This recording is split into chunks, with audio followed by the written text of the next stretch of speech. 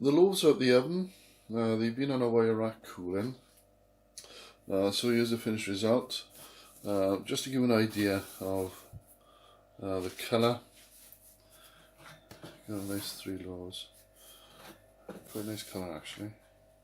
And I don't know if you can hear that.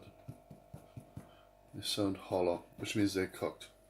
So what I'm going to do, I'm going to cut that open now to have a look at the texture.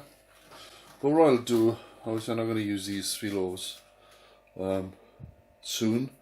Probably use the one now over the course of the week. The other 2 I'll put in plastic bags and freeze and use them when I want. So this is the results really of using the semi-manual system of making sourdough bread. Obviously the automatic one is using the bread maker. But you get some good results this way as well.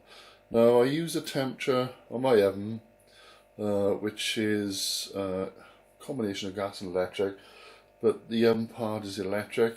I preheated to 250, put the loaves in, turned it down to 220 for about 20-25 minutes and reduced it further to 200 degrees C for about another 10 minutes. So that's given some good results. You might notice there's a little bit brown in there. That's fine, that doesn't affect the overall taste of that. And the different discoloration there is due where I put the flour on.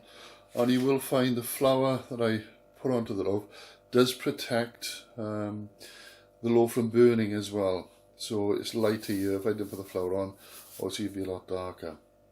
So I'm just going to cut open one of these to have a look. Here's the loaf, or one of the loaves that I've cut. And this is the crust part. If I can just get it close and look at the texture, you can see the various holes of gas from the yeast that's worked.